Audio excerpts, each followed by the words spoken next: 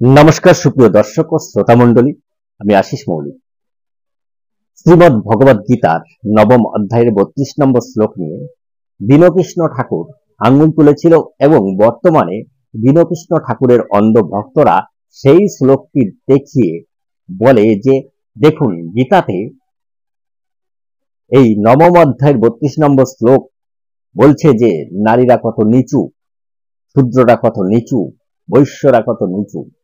গীতার নবম অধ্যায় 32 নম্বর শ্লোক, সেখানে গিয়ে ভগবান শ্রীকৃষ্ণ বলছেন নারী পাপজনী, বৈশ্য পাপজনী, শূদ্র পাপজনী।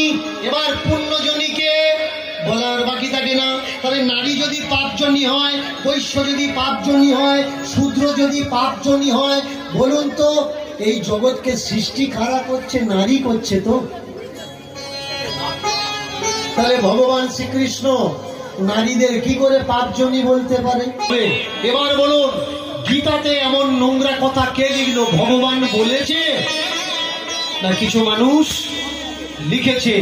এই জায়গায় আমার প্রশ্ন, যারা নারী জগৎকে, সমগ্র নারী জগৎকে অপমান করলো পাপজনী বলে, বৈশ্য সমাজকে, শূদ্র সমাজকে অপমান করলো পাপজনী বলে, ভাই আমার ভগবান একথা কখনো বলতে পারে?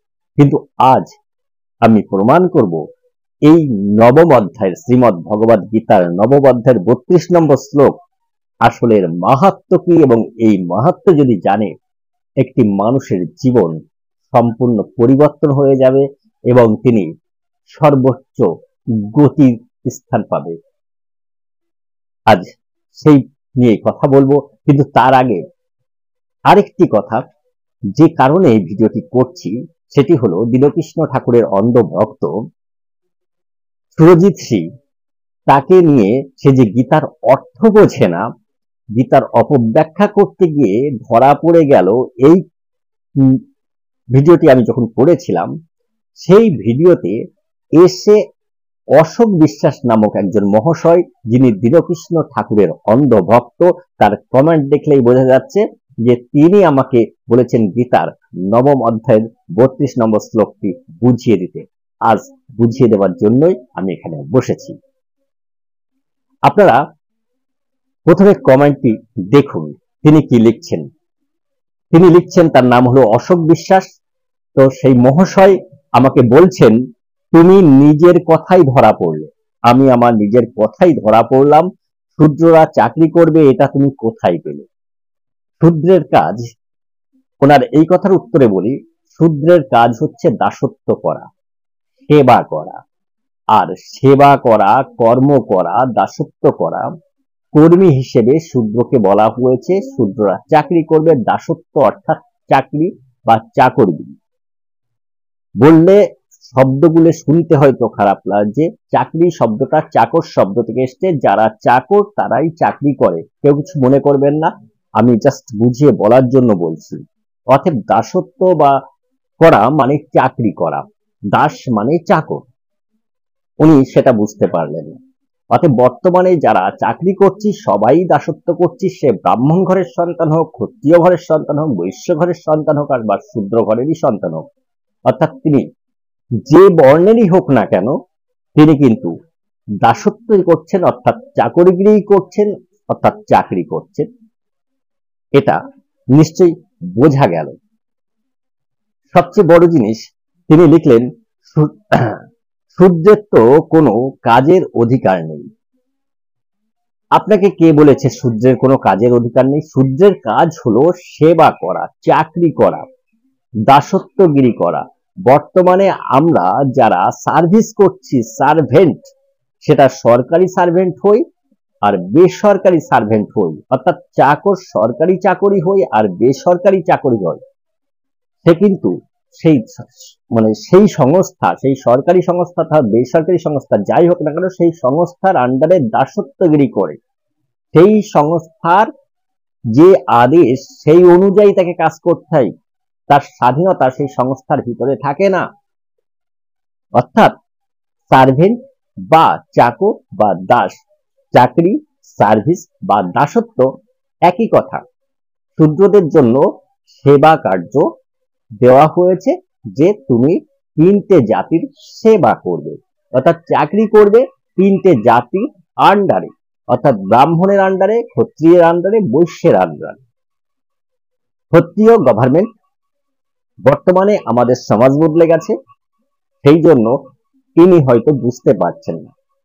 গভর্নমেন্টের আন্ডারে কাজ করলেও সেটা ক্ষত্রিয়ের আন্ডারে কাজ করা হয়।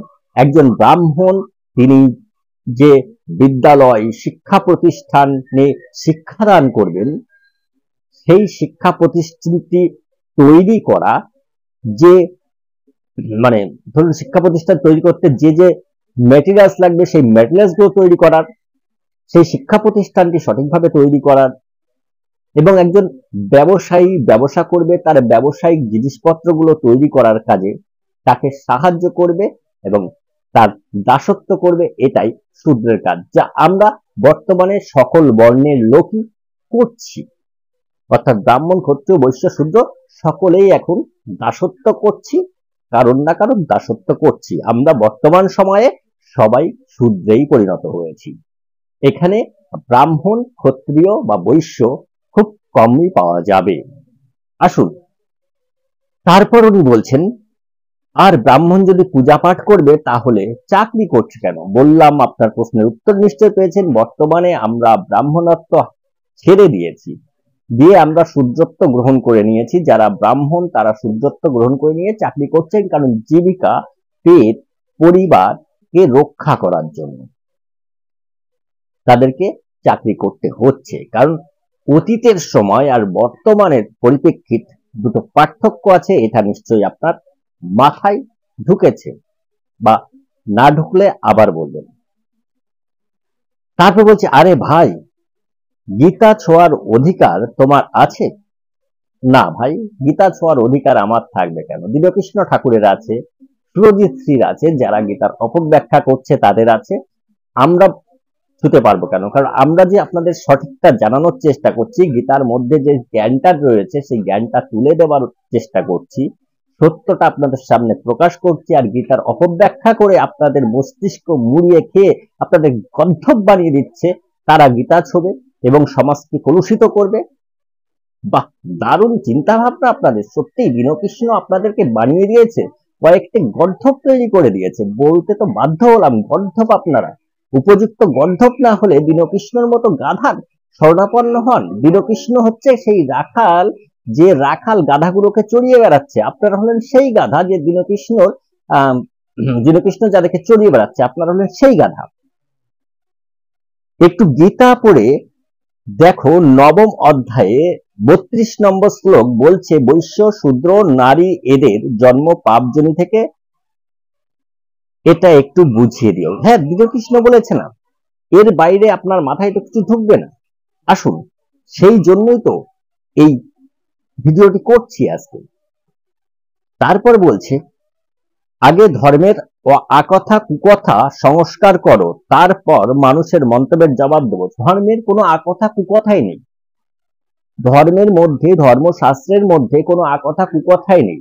আপনি যদি না বুঝতে পারেন, আপনার যদি তবু আপনার যদি গুরুদেব হন দীনকৃষ্ণ ঠাকুর, তখন মনে হবে আকথা কি কথা। কিন্তু যখন আমরা আপনাকে বোঝাবো এবং সঠিকভাবে বলে দেবো, ব্যাখ্যা করে বুঝিয়ে দেবো, তখন আর মনে হবে না যে এটা আকথা কুকথা, বরং এটা আপনার জীবন পরিবর্তন করে দেবে। এই গীতার, শ্রীমদ্ ভগবত গীতার নবম অধ্যায়ের 32 নম্বর শ্লোক আপনার জীবন পরিবর্তন করে দেবার শ্লোক। এই শ্লোকটির অর্থ আপনাকে বুঝিয়ে বলতে হবে। এই শ্লোকটি বলছে, মাম হি পার্থ ব্যাপশ্রিত জুহোপি সুপাপ্যনয় স্ত্রিয় বিশ্বাস তথা শুদ্রস্তেয়োপি ইয়ান্তি পরম গতিম। এইবার এটিকে প্রথমে ভেঙে ভেঙে যদি আপনাদেরকে না বোঝানো হয় তাহলে তো আপনারা বুঝতে পারবেন, কারণ আপনারা দীনকৃষ্ণর অন্ধভক্ত। দীনকৃষ্ণ আপনাদেরকে যেভাবে বুঝিয়েছে সেইভাবে আপনারা বুঝেছেন। মাম মানে আমাকে, হি মানে অবশ্যই, পার্থ মানে অর্জুন, পৃথা নন্দন, পার্থ, ব্যাপাশ্রিত আশ্রয় নেওয়া, যে অর্থাৎ যিনি, অপি এমনকি, সুখ হতে পারে, পাপ ইয়নয় অশুভ কারণ বা অশুভ উৎস ইয়নয়, অর্থাৎ যেটা আমরা জনায় বলছি, বাংলায় বলতে গেলে পাপ জনায় আসছে, এই ইয়নায় অর্থাৎ যোনি নয়, সাধারণ যে অর্থ সেটা নয়, উৎস বা কারণ। স্ত্রীয় অর্থাৎ নারী, বৈশ্য অর্থাৎ বণিক বা ব্যবসায়ী, তথা শূদ্র অর্থাৎ কর্মী বা চাকুরিজীবী বা সার্ভিসম্যান।